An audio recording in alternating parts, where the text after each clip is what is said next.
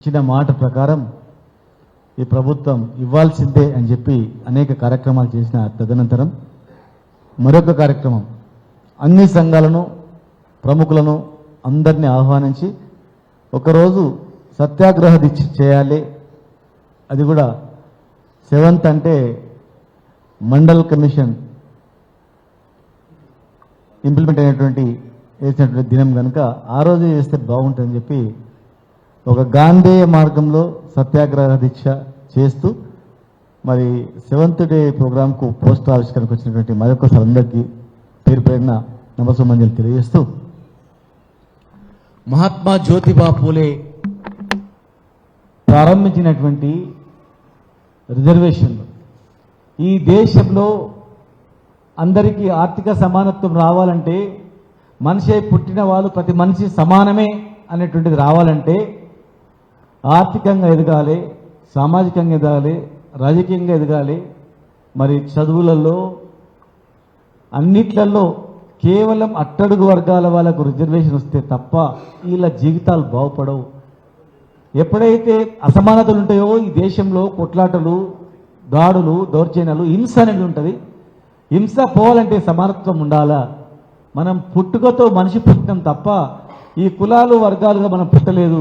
మరి పుట్టిన పాపానికి వీళ్ళు ఇంకా పేదరికంలోనే ఉండాలా, ఆ దుర్మార్గం పోవాలని చెప్పి ఆనాడు ఆయన ప్రారంభించినటువంటి ఈ ఉద్యమం స్వాతంత్రం వచ్చి 70 సంవత్సరాలు దాటి 80 సంవత్సరాల దగ్గర వస్తున్నా కూడా 80 సంవత్సరాలు దాటిపోతున్నా కూడా ఈ రోజు వరకు కూడా ఈ దేశంలో ఇంకా అసమానతలు, ఇంకా అనేక రకాలుగా దాడులు, మనిషి చూడగానే వీడు ఏం మనిషి, వీడు ఏం కులము, వీడు ఏ జాతి, వీనికి ఏమి ఇవ్వాలి, ఒక కాంట్రాక్ట్ ఇవ్వాలన్నా, ఒక ఉద్యోగం పెట్టుకోవాలన్నా, ఒక రాజకీయ పదవి ఇవ్వాలన్నా ఇలాంటివి వస్తూ ఉన్నాయి.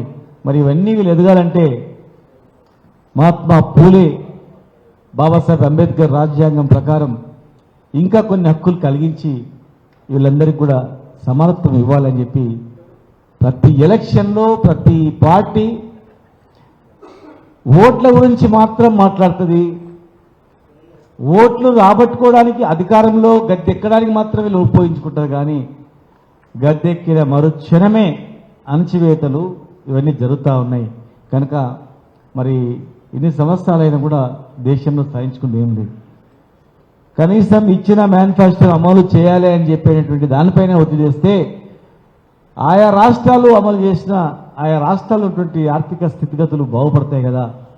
మరి మనందరం దేశంలో ఉన్నటువంటి ఈ వర్గాలను దాదాపు 80 కోట్ల జనాభా ఉన్నటువంటి ఈ వర్గాలకు అన్యాయం జరుగుతూ ఉంది. కనుక మనం ఎక్కడో దగ్గర ప్రారంభించాలా అని చెప్పేసి మరి ఈరోజు తెలంగాణ రాష్ట్రంలో అతిపెద్ద విప్లవం అనేది స్టార్ట్ అయింది గ్రామీణ స్థాయి నుంచి. ఎందుకంటే అనేక ఉద్యమాలకు పురిటిగడ్డాయి తెలంగాణ. నక్సల్బరి పోరాటం కావచ్చు, సాయుధ పోరాటం కావచ్చు, తెలంగాణ పోరాటం కావచ్చు, ఇంకేదైనా పోరాటం కావచ్చు, ఈరోజు ప్రారంభమయ్యేటువంటి ఈ దేశంలోనే ఇట్లా తిరిగి చూసేటట్లు, దేశంలో ఉన్నటువంటి జాతి ఐక్యమయ్యేటట్లు తెలంగాణ రాష్ట్రం నుంచే మొదలు కావడం అనేది ఒక శుభ పరిణామం. అవుతుంది, సాధిస్తాం. మరి ఈరోజు మొన్న ఎలక్షన్లో కామారెడ్డి డిక్లరేషన్లో రాహుల్ గాంధీ గారి సమక్షంలో ఓబీసీలకు 8 నెలల్లో గెలిచిన 6 నుంచి 8 నెలల్లో కులగణన చేసి 24,000 పైగా కొత్తగా ఓబీసీలకు రకరకాలుగా ఎంపీటీసీలు కావచ్చు, జెడ్పీటీసీలు కావచ్చు, సర్పంచ్లు కావచ్చు, అన్నిట్లలో లోకల్ బాడీలో రిజర్వేషన్ కలిగిస్తాం. చట్టసభలో కూడా రిజర్వేషన్ వచ్చేటట్లు మేము ప్రయత్నం చేస్తాం ఖచ్చితంగాని. ప్లస్ 1,00,000 కోట్ల బడ్జెట్ను 5 సంవత్సరాలు కేటాయిస్తామని చెప్పని, ఇంకా బీసీలో అనేక కులాలకు గొర్రెలకు 2 లక్షల రూపాయలు అడ్వాన్స్గా మేము డైరెక్ట్గా ఖాతాలో జమ చేస్తామని చెప్పని, గౌడ్లకు రిజర్వేషన్ వైన్ షాప్లో 20% ఇస్తామని చెప్పని, ఎంబీసీలకు మంత్రిత్వ శాఖ ఇస్తామని అంటని, ఇన్ని కులాల వృత్తులు అన్ని కులాలకు ఒకటని కాదు, కమ్మర, కుమ్మర, వడ్రంగి, చాకలి, నాయబ్రాహ్మణ అన్ని కులాలకు కూడా ఇస్తామని చెప్పి 400 పైగా మరి డిమాండ్లు ఇవ్వడం జరిగింది. మరి 8 నెలలుగా వస్తూ ఉన్న కుల జనన అనేది జరుగుతలేదంటే అందరికీ అనుమానం వస్తూ ఉంది. ఇది ఒక మోసపూరితమా ఏందంటే కనుక ఈరోజు పార్టీలకు అతీతంగా కాంగ్రెస్ పార్టీలో ఉన్నటువంటి ఓబీసీ నాయకులు కానీ అన్ని పార్టీలో ఉన్నటువంటి బీజేపీ బీఆర్ఎస్ ఒక పార్టీ అనే భేదం లేకుండా ప్రతి పార్టీలో ఉన్నటువంటి ఓబీసీ నాయకులందరూ కూడా మనం ఏదో వాళ్ళు వేస్తే బిచ్చగాళ్ళ మాదిరిగా మనం చేతులు తప్పుకొని తీసుకుని లేదు, మనం శాసించే స్థాయిలో ఉండాలా, మన హక్కులు మనం సాధించుకోవాలా. మనం ఓట్లు వేస్తేనే కదా వీళ్ళు గవర్నమెంట్కి వచ్చింది. మరి ఇంత వేస్తామన్నందుకే మనం ఓట్లు వేసినాం, గెలిపించాం. ఏమైంది అని నిలదీయడానికి మరి ఇమ్మీడియట్గా అమలు చేయడానికి ఈరోజు సత్యాగ్రహ దీక్ష. 8 నెలలు కావస్తున్నటువంటి ఈ ప్రభుత్వానికి ఎందుకు కులగణన జరగట్లేదు, ఎందుకు ముఖం చాటేస్తా ఉన్నారు? ఒక్క రోజులోనే సకల జనుల సర్వే చేసి ఏ కులము ఏందని చెప్పి నిరూపించినటువంటిది. పక్కల కేరళ కావచ్చు,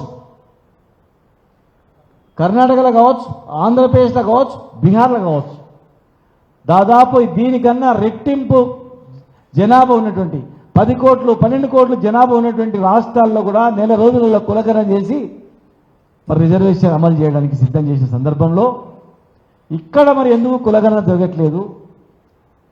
ఓబీసీలకు బీసీలకు ఇస్తున్నటువంటి రిజర్వేషన్ పైన ఎందుకు మాట్లాడలేదు? మాకు అనుమానం కలుగుతూ ఉంది, కులగణన జరగకుండానే మళ్ళీ పాత పద్ధతి చేస్తారేమని. కనుక మేము ఈ సభ ద్వారా మేము డిమాండ్ చేస్తూ ఉన్నాం, వెంటనే బీసీ కులగణన జరగాలి, జనాభా ప్రాతిపదిక మీద రిజర్వేషన్ అమలు చేయాలి, ఇమ్మీడియట్గా 1,00,000 కోట్ల బడ్జెట్ను దశల వారీగా 5 సంవత్సరాల్లో ఖర్చు పెట్టాలి, ఇమీడియట్గా ఎంబీసీలకు ఒక మంత్రిత్వ శాఖ ఇవ్వాలి. ఇలా దాదాపు 9 మంది మంత్రులు ఉండాలి బీసీలు. మమ్మల్ని అడగొచ్చు, మీ ప్రభుత్వం అప్పుడు కూడా మేము అడిగినాం, అప్పుడు కూడా కొన్ని సాధించినాం. మరి మేము అనుకున్నాన్ని ఇవ్వనందుకే మీకు అధికారంలో ఇచ్చాం, మేము అనుకున్నవన్నీ చేయనందుకే మీరు ఇంకా ఎక్కువ చేస్తామన్నందుకు మీకు అధికారంలోకి ఇచ్చాం. మీకు అధికారంలోకి ఇచ్చినప్పుడు మీరు చేస్తే జనాభా ప్రాతిపదిక మీద అందరికీ న్యాయం చేస్తే ఖచ్చితంగా మీ వెంట ప్రజలు ఉంటారు. కానీ మోసం చేస్తే ఈ జాతి ఊరుకోదు, ఖచ్చితంగా కొట్లాడుతుంది, తెగిస్తుంది. తెలంగాణ ఉద్యమ తరహాలో ఈ ఉద్యమం అనేది పుట్టుకొస్తుంది, ఈ ఉద్యమం అనేది నడుస్తుంది, దేశానికి ఆదర్శం అవుతుంది. ఈరోజు భారతీయ జనతా పార్టీ కూడా మేము డిమాండ్ చేస్తూ ఉన్నాం, ఒక మంత్రిత్వ శాఖ ఇవ్వండి. ఈరోజు ఓబీసీ ముఖ్యం మన ప్రధానమంత్రిగా ఉన్నారు, 10 సంవత్సరాలు అయిపోయింది. మీరు ఓబీసీ మంత్రిత్వ శాఖ ఇస్తే మీ పేరు చిరస్థాయి మిగులుతుంది, ప్రధానమంత్రిగా చిరస్థాయి మిగులుతుందేమో. కానీ 80 కోట్ల జనాభా నిన్ను ప్రధానమంత్రిగా కావాలని ఎన్ని కుట్రలు పడినా నిన్ను చేసిరు మూడోసారి కూడా. మరి ఈరోజు మంత్రిత్వ శాఖ ఇచ్చి బడ్జెట్లో నిధులు కేటాయించి న్యాయం జరుగుతూనే ఈ జాతి మిమ్మల్ని గుర్తుపెట్టుకుంటుంది. కనుక ఇమ్మీడియట్గా కేంద్రంలో కూడా మంత్రిత్వ శాఖ ఇవ్వాలి, బడ్జెట్లో కేటాయించాలి. ఈరోజు అన్నిట్లో ఉద్యోగం ఉపాధి అన్ని రంగాల్లో కూడా రిజర్వేషన్ కల్పించాలి. ఇమ్మీడియట్గా కులగణన పైన ఒక డిసిషన్ తీసుకోకపోతే మాత్రం, కులగణన పైన ఒక డిసిషన్ తీసుకోకుండా కాలయాపన చేస్తే మాత్రం ఖచ్చితంగా ఈరోజు రాష్ట్ర స్థాయిలో సత్యాగ్రహ దీక్షలని, రేపు మీటింగ్ తర్వాత జిల్లా స్థాయిలో కూడా కార్యక్రమాలు నిర్వహించి గ్రామీణ స్థాయి నుంచి తాలూకా కాన్స్టిట్యున్సీ స్థాయి నుంచి జిల్లా స్థాయి నుంచి రాష్ట్ర స్థాయి వరకు మరి ఓబీసీల పైన నిర్మాణం జరిపి ఇది దేశవ్యాప్తంగా కూడా రాజ్యాంగ సవరణ చేసేంత వరకు, ఒకనాడు ఇదే ఆంధ్రప్రదేశ్ గవర్నమెంట్ ఉన్నప్పుడు ములికి అమలు చేయాలన్నప్పుడు రాజ్యాంగ సవరణ చేసి సుప్రీంకోర్టు ఇచ్చిన తీర్పుకు అమలు చేయకుండా రాజ్యాంగ సవరణ చేసి కూడా చేయడం జరిగింది. ఎన్నోసార్లు రాజ్యాంగ సవరణ చేసింది. కనుక ఏ రాష్ట్రాల్లో వాళ్ళ జనాభా ప్రాతిపదిక మీద వాళ్ళు రిజర్వేషన్లు కల్పించుకునేటట్లు రాజ్యాంగ సవరణ కూడా చేయాల్సిన అవసరం ఉంది. ఢిల్లీ స్థాయిలో కూడా ఈ కార్యక్రమాన్ని నిర్వహిస్తాం.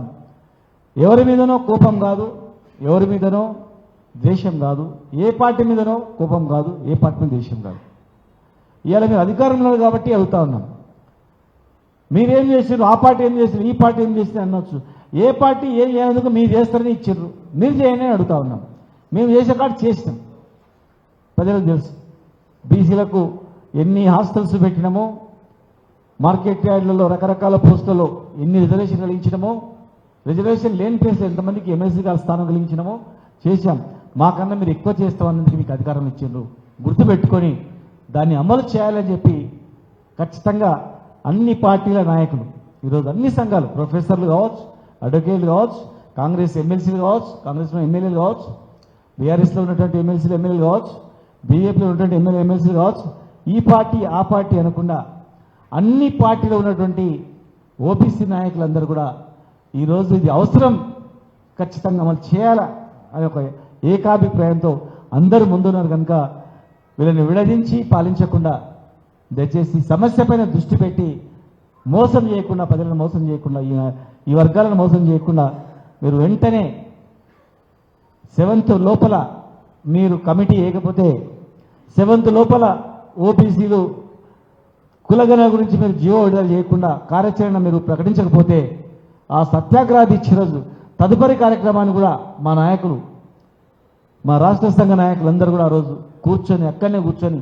సత్యాగ్రహ దీక్ష అయిపోయే లోపల తదుపరి కార్యక్రమాన్ని కూడా నిర్వహించి గాంధీ మార్గంలో వీటిని అమలు చేయడానికి తెలంగాణ ఉద్యమ తరహాలో మేమందరం కూడా ఖచ్చితంగా దాని వైపున ఉంటామని, సహకరించిన ఏ వ్యక్తి అయినా సరే ఈ ఉద్యమానికి కానీ ఈ రిజర్వేషన్ కానీ ఏ పార్టీ సహకరించినా, ఏ వ్యక్తి సహకరించినా, ఈ కులము ఆ కులం అని కాదు, ఎవరు సహకరించినా, ఓసీలు సహకరించినా, ఇంకే ఏ నాయకులు సహకరించిన వ్యక్తిని కూడా మేము ఖచ్చితంగా కూడా గుండెల్లో పెట్టుకొని వాళ్ళకు కూడా అన్ని రకాలుగా ప్రయోజనాలు అందేటట్టు కూడా మా సంఘాలన్నీ కూడా వాళ్లకు బాసటగా నిలబడతాయని చెప్పని, మరి ఇదే పిలుపుగా భావించి రాష్ట్రంలో ఉన్నటువంటి గ్రామీణ స్థాయి నుంచి మండల స్థాయి నుంచి జిల్లా స్థాయి వరకు ఉన్నటువంటి సామాజిక స్పృహగల వ్యక్తులు, నిస్వార్థంగా ఆలోచించే వ్యక్తులందరూ కూడా ఖచ్చితంగా మరి దీన్ని అమలు చేసేటట్లు సత్యాగ్రహ దీక్ష సక్సెస్ అయ్యేటట్లు ముఖ్యులందరూ కూడా మరి ఇందిరా పార్క్ దగ్గరికి వచ్చి అటెండ్ అయ్యి నెక్స్ట్ కార్యక్రమం జిల్లా స్థాయిలో, మండల స్థాయిలో, గ్రామీణ స్థాయిలో జరగబోయేటువంటి ఇంకా 3 అంచెల కార్యక్రమాన్ని కూడా తేదీల వారీగా ప్రకటిస్తాం. దాన్ని కూడా ప్రతి ఒక్కరు శ్రమ వెచ్చించి అమలు చేయాలని చెప్పి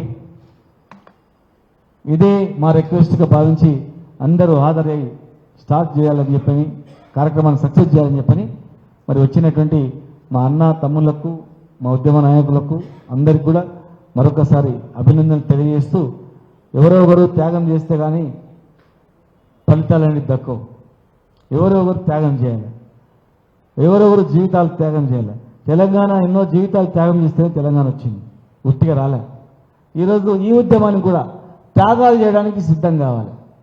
త్యాగాలు ఏ త్యాగం అయినా సరే, ఏ త్యాగం, ఈ త్యాగం ఆ త్యాగం అని, త్యాగం అనేది పదం, ఏ త్యాగమైనా దానికి సిద్ధమై ప్రతి కుటుంబంలో ఒకరు ఏ త్యాగానికన్నా సిద్ధమై నిస్వార్థంతో ముందుకు కదిలినప్పుడే మనం ఇది సక్సెస్ఫుల్ చేయగలుగుతాం. ఎంతమంది మనం చూస్తూ ఉన్నాం, మన మౌనం కానీ మన యొక్క మౌనాన్ని చాతగాంతనంగా అనుకుంటా ఉన్నారు. మన యొక్క ఓపికను చాతగాంతనంగా అనుకుంటా ఉన్నారు. మన యొక్క స్థానాన్ని, ఓపికను, మన యొక్క మంచితనాన్ని చాతగాంతనం అనుకుంటా ఉన్నారు. ఐక్యత లేదనుకుంటా ఉన్నారు. కానీ వస్తుంది అది. ఆ రోజు కూడా దగ్గరలోనే ఉంది. వచ్చినప్పుడు ఈ వర్గాలను అణచివేయబడే వ్యక్తులు, అణచివేసే వ్యక్తులు కానీ, అడ్డం చెప్పే వ్యక్తులు కానీ మాడి మసైపోయే పరిస్థితి కూడా వస్తుంది. వీళ్ళ ఆగ్రహానికి గురే పరిస్థితి కూడా వస్తుంది. సహకరించిన పార్టీలను, వ్యక్తులను మాకు ఎవరి మీద ఉద్దేశం లేదు. దీనికి సహకరించండి. మీకు రాజకీయంగా కానీ అన్నిటి కానీ అన్ని రకాల అండదండలు జాతి ఉంటుంది. సహకరించకుండా కుట్రలు కుతంత్రాలు పెట్టి ఈ ఉద్యమాన్ని నీరుగార్చడానికి ఎవరు ప్రయత్నం చేసినా ఖచ్చితంగా ఈ ఉద్యమంతో పాటు వాళ్ళ పేర్లు కూడా జాబితా తయారు చేస్తూ ఆ నియోజకవర్గాల్లో ఎండగొడుతూ ఒకవైపు ఈ ఉద్యమంతో పాటు ఆ ఉద్యమం కూడా మేము ఖచ్చితంగా నడిపిస్తామని, ముఖ్యంగా విద్యార్థులు ఈరోజు central university OBC all India president వచ్చింది ఇక్కడ, ప్లస్ ఇంకా వివిధ సంస్థల యూనివర్సిటీ విద్యార్థులను పిలుస్తాం, అన్ని వర్గాలను పిలుస్తాం. సహకరించే వ్యక్తులను సహకారం తీసుకుంటాం, ముందుకు పోతాం. 100% 600 దీన్ని సాధిస్తాం.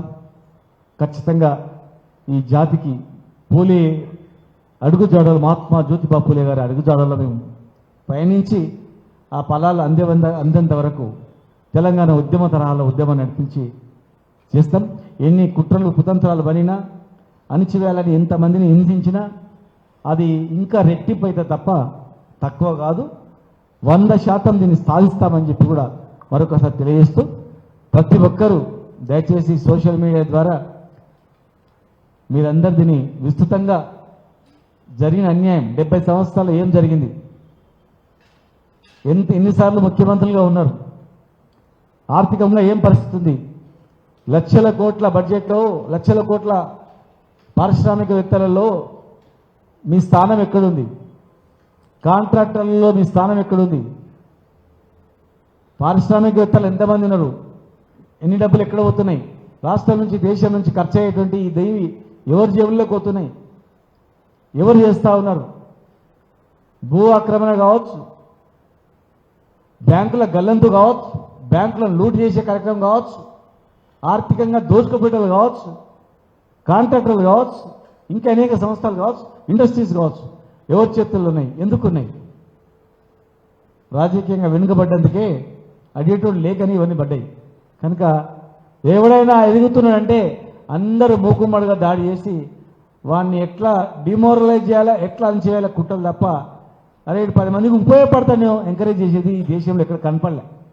కనుక ఈరోజు జాతిని జాగృతం చేసే దిశలో కూడా ఈ సంఘాలు పనిచేయాలని చెప్పని, అందరూ త్యాగాలకు సిద్ధమై ముందుకు నడవాలని చెప్పని, మరి అందరిని కలుపుకొని ప్రొఫెసర్లను, అన్ని పార్టీలను, అందరి నాయకులను, అన్ని సంఘాలను, అన్ని బీసీ సంఘాలను, ఈరోజు బీసీ సంఘాల పేరు శ్రీనివాస్ గౌడ్ గారు ఉన్నారు, అక్కడ ఆర్ కృష్ణయ్య గారు ఉన్నారు, ఇంకా చాలామంది ఇక్కడ ఉన్నటువంటి వాళ్ళు ఇంకా చాలామంది ఉన్నారు. ఎవరు ఎన్ని సంఘాలు పెట్టుకున్నా ఆ సంఘాలు నడుపుకుంటూ ఈ కార్యక్రమంలో అన్ని సంఘాలు ఒక్క తాటిపైకి వచ్చి నడిపి ముందుకు తీసుకెళ్లాలని చెప్పని మరొకసారి మీ అందరు కూడా ఈ సభా వేదిక ద్వారా మీకు తెలియజేస్తూ థ్యాంక్ యూ.